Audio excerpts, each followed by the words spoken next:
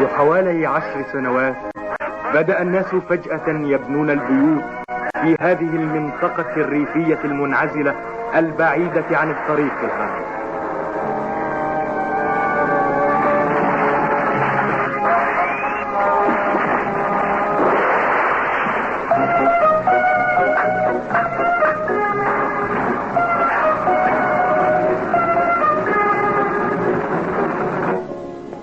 وهكذا تحولت هذه المنطقة الهادئة إلى مكان يضج بالحركة والناس.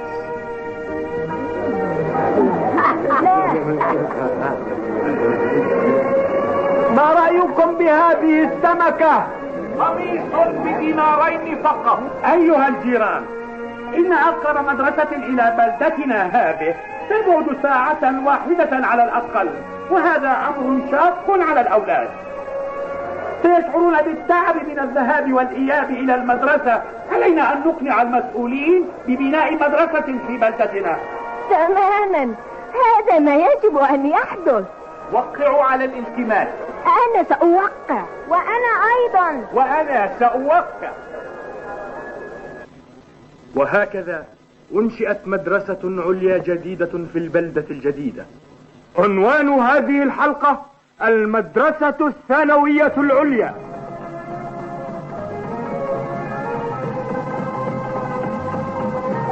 وعلى أي حال لم تكن قد تكونت صداقات وثيقة في المدرسة الجديدة، بل وجوه كلها جديدة، والفروق بين الصفوف العليا والدنيا لم تكن تعني شيئا لهم. لا! آي! سيداتي سادتي، أنا الدسوقي أول مدير لهذه المدرسة العليا الجديدة. تعرفون أنني معجب بأفلام رعاة البقر. إنه يحب أفلام رعاة البقر. أقصد أن أفلام الغرب هي دراما الرواد، فالناس قطعوا القارة الأمريكية بحثا عن عالم جديد. لقد طوعوا البراري وبنوا المدن، صارعوا الطبيعة وهزموا الخارجين على القانون. لقد وضعوا الأسس لبلادهم، وأفلام الغرب تروي قصة الرواد. سيداتي سادتي، إن قصة مدرستنا العليا تشبه قصة الغرب الأمريكي. ما زلنا غير منظمين، لكننا الآن سنجعل لنا تقاليد وعادات مدرسية جديدة. اهدأوا اهدأوا اهدأوا.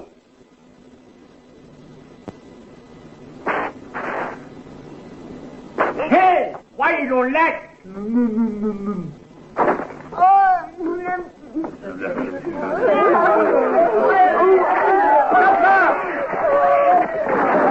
إننا نحتاج إلى روح الريادة. هذا المدير الجديد يحب أفلام رعاة البقر. هي أيها الأغبياء. إيه هناك؟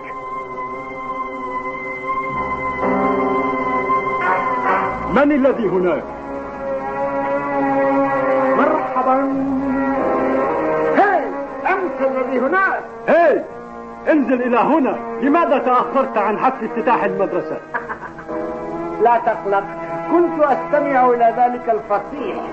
لن أنضم إلى أصحاب الرؤوس الفارغة هؤلاء. ألا تدرك أن مديرنا المحترم يلقي كلمة؟ انزل حالا. إنه ثرثار لا يتوقف عن الكلام.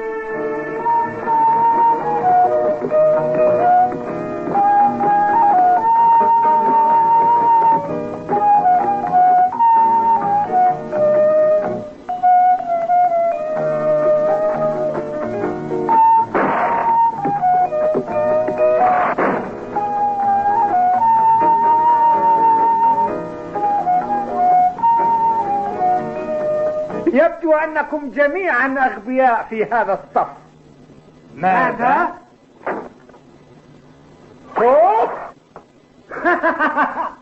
هذه مدرسة سخيفة، وأسخف منها هذا الكلام. إن هذه المدرسة العليا الثانوية فاشلة. هي أنت ولد جريء أليس كذلك؟ كنت أراقبك. ما اسمك؟ كنت أنتظر أن تسألني. اسمح لي أن أقدم نفسي. ولدت في بلدة صغيرة، كنت كثير الانتقال وأرجو أن تسمح لي بالاستقرار هنا. اسمي الأول حميد واسم عائلتي شامل. حميد شامل؟ يا لك من ثرثار، ما دمت تحاول أن تبدو ذكيا فيبدو أنك تثق بنفسك. نعم هذا صحيح، كنت في بلدتي مشهورا كلاعب كرة جيد، أقدر أن أهزم كل من يلعب كرة. هي أنت تريد أن تتزعم هذا الصف أليس كذلك؟ ماذا تظن؟ لقد بحثت بين جميع الطلاب ولم أجد من يبدو أقوى مني. ماذا؟ لا تحاول أن تتشاطر. آسف. ويل لك. غبي، ها أنت أخيرا تحركت. كنت أنتظر واحدا يظن أنه سيتولى الأمر. سأريك ما سأفعل.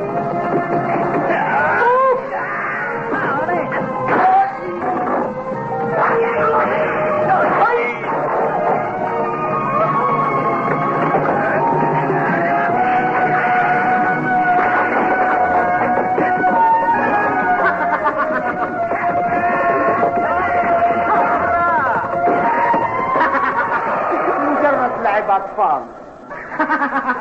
هل اكتفيت؟ اسمع، الآن أنا زعيم هذا الصف.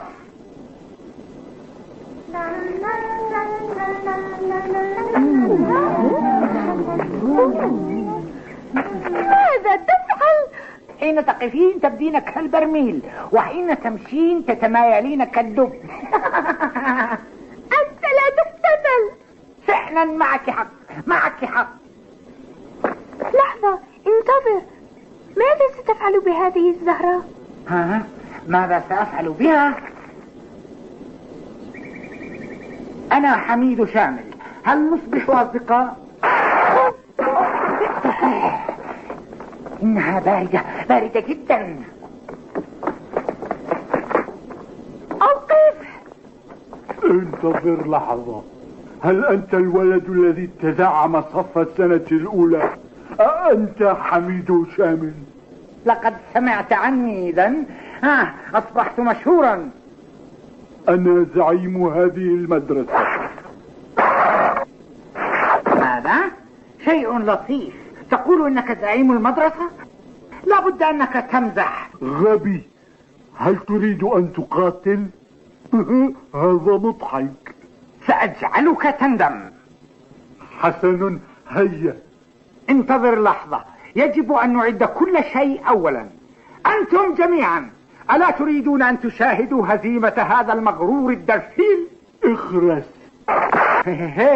أنت ولد غبي، تعال هنا، اقترب. ما الأمر؟ لماذا تخاف؟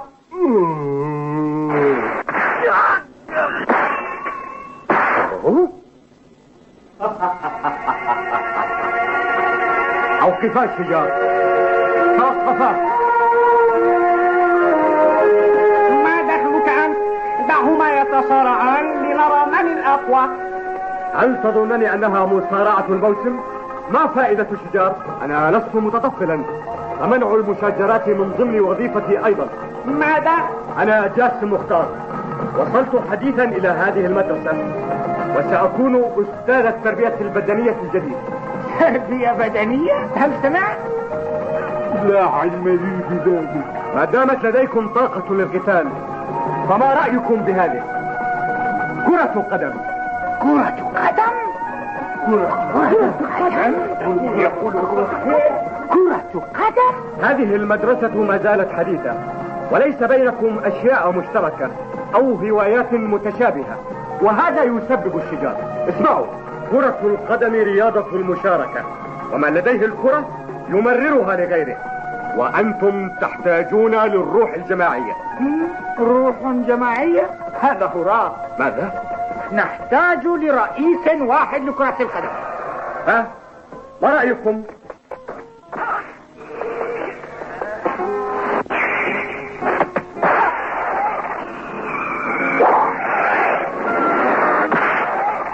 كل من يريد تعلم العمل الجماعي فليتقدم هنا.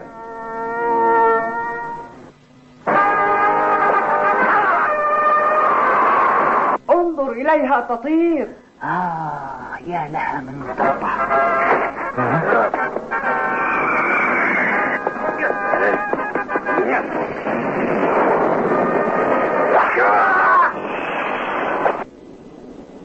لم تكن سيئة، سأريك ضربتي الآن.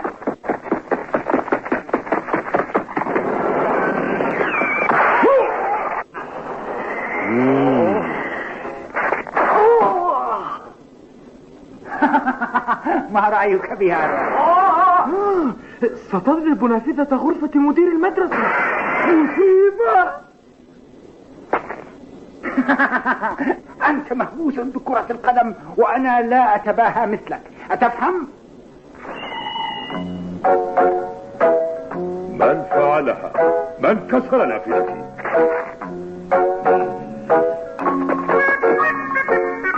لا تقولوا لي إنه السيد مختار. مرحبا. كنت بانتظارك، لقد حضرت أخيرا. أهلا بك في مدرستنا. يشرفني أن أستقبل بهذا الترحيب الحار. شكرا. لا أصدق، المدير يتواضع ويلاطف أستاذ التربية البدنية. سمعت أن هناك نقصا في الموظفين، ولكن إلى هذا الحد. اهدوا. يجب أن تتحدث عن السيد مختار باحترام شديد. لقد كان حارس مرمى الفريق الوطني، وكان الناس يسمونه نمر حراسة المرمى. إنه أعظم حارس مرمى في تاريخ كرة القدم في بلدنا. حارس مرمى؟ لا أدري، أهو فعلا كذلك؟ حارس مرمى؟ شيء لطيف. شكرا لكم. النمر المتوحش. أفضل حارس مرمى في التاريخ. هذه مفاجأة، لهذا كانت ضربته غير عادية. لقد صارت كرة القدم لعبة شعبية، والكثيرون يريدون أن يتولى السيد مختار إدارة فرقهم، ولكنه اختار أن يكون أستاذ التربية البدنية في مدرستنا الحديثة التأسيس. فما الذي جعله يختار ذلك؟ هنالك سبب واحد لقراري، وهو أنني أحب روح المغامرة. فهذه مدرسة حديثة التأسيس في بلدة جديدة، وأريد أن أنشئ فريقا جديدا وأدربه بطريقتي وأسلوبي. أريد أن أعلمكم معنى الصداقة وروح الاتحاد وبناء الأجسام القوية. كرة القدم هي دراما الحياة. هذا هو دافعي.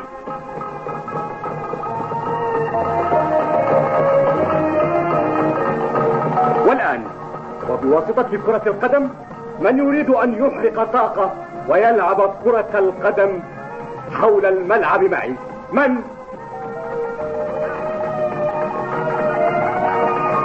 أسألكم مرة ثانية، رياضة الفريق لكرة القدم، من يريد أن يشارك؟ هل نقدر أن نلعب أيضا؟ لا، ليس البنات.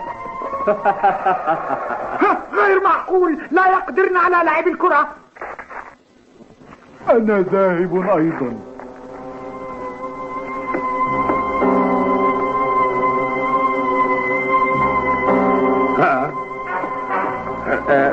انتظر لحظة، أنتما انتظرا. ألا تحبان كرة القدم؟ كيف استطعت أن أكسر النافذة بضربة من هنا إن كنت لا أحب كرة القدم؟ ولكني لا أحتمل ما يقوله هذا الأستاذ العبقري. ماذا؟ مجنون كرة القدم هذا يقول أن كرة القدم هي رياضة جماعية. ألم تسمع؟ لكن كرة القدم ليست كذلك. بالتأكيد هي كذلك. المحبة والصداقة تنتقلان طوال الوقت مع الكرة. هل تمزح؟ اسمع، لا أحب أن يدفعني الآخرون، ولا أهتم بروح الفريق واللعب الجماعي. حسن، سأخبرك ما تفعل بنظريتك هذه. أنا أؤيدك تماما، تقول كلاما معقولا. أيها المشاغبان. حسن، إذا استمر في نظرياتكما ودعا. هيا بنا، هيا بنا، هيا بنا، هيا. ايه، ماذا عن الزجاج؟ ألن تدفع ثمنه؟ انسى ذلك ودعا. دعهما يذهبان، لا تقلق. مزعجان. نحن لا نحتاج إلى أبطال ونجوم في كرة القدم، بل إلى ما نسميه روح الفريق، وأمثال هذين لن يسبب لنا سوى المشاكل ووجع الرأس، وسيفسد روح الفريق.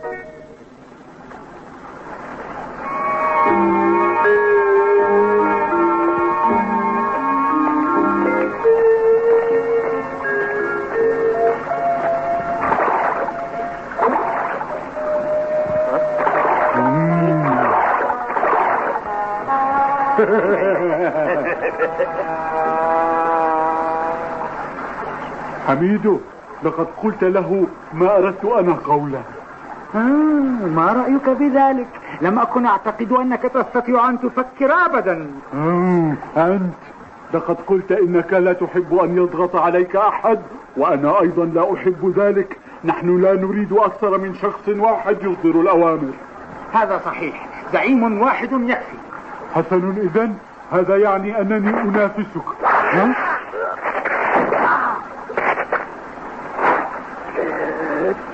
أين الزعيم؟ أليس كذلك؟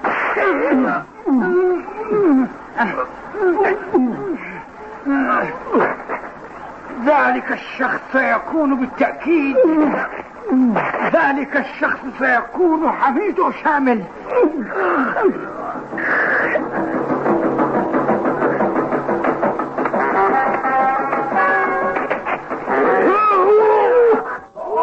ويل لك! سأكسر عظامك كعود الكبريت، سأريك الآن.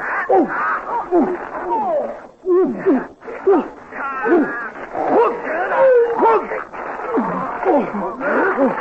أنت يا فصيح، سأتغلب عليك. أنت فقط كبير الحجم.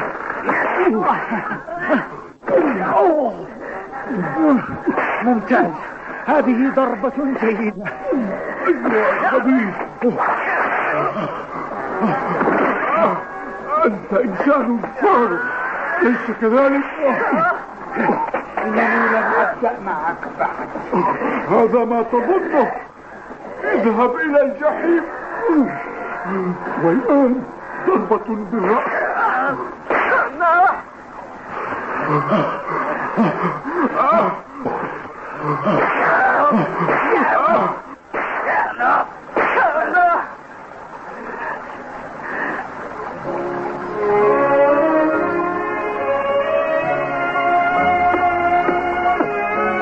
كفى يا لهم القتال، أنتما أسوأ من المتوحشين. أنا اسمي دجلاء من السنة الأولى. درفين، إنها تظن نفسها مهمة، أليس كذلك؟ إنك جريئة فعلا، أليس كذلك؟ أوه لا، أنا لست جريئة على الإطلاق. لو طلبت منكما التوقف فلن تقبلاه. أنا لا أقدر أن أتجاهل الأمر. سأذهب وأخبر الأساتذة عنكما. لا ضرورة لذلك.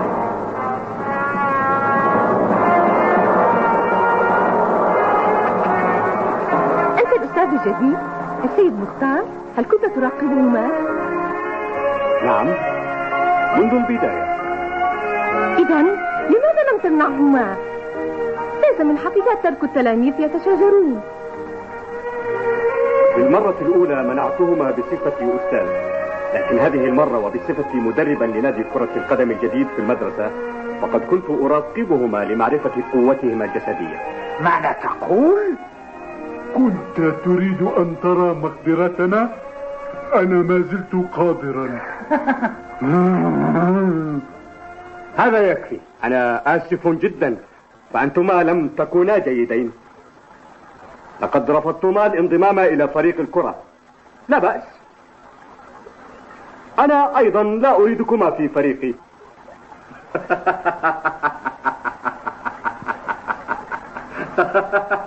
ويل له. انتظر.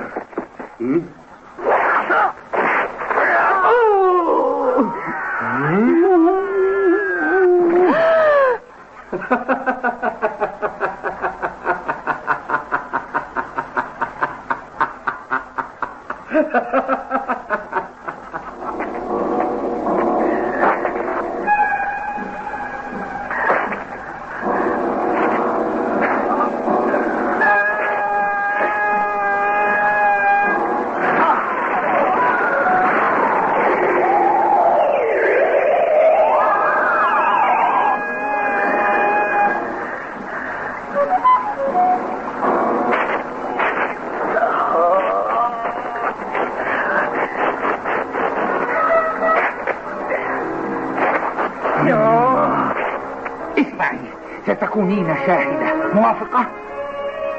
شاهدة؟ تماما. هذا المدرب قد سخر مني، ويل له.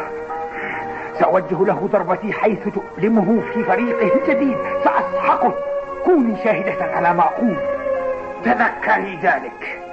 حسن، سأتذكر ذلك. سأكون شاهدة على كلامك. هي درفيل، وماذا ستفعل الآن؟ أنا أيضا سأتحدى. ويل له. أعظم حارس مرمى في كل العصور، النمر المتوحش هراء. كلام في كلام. أنا سأهزم جاسم مختار، سأهزمه.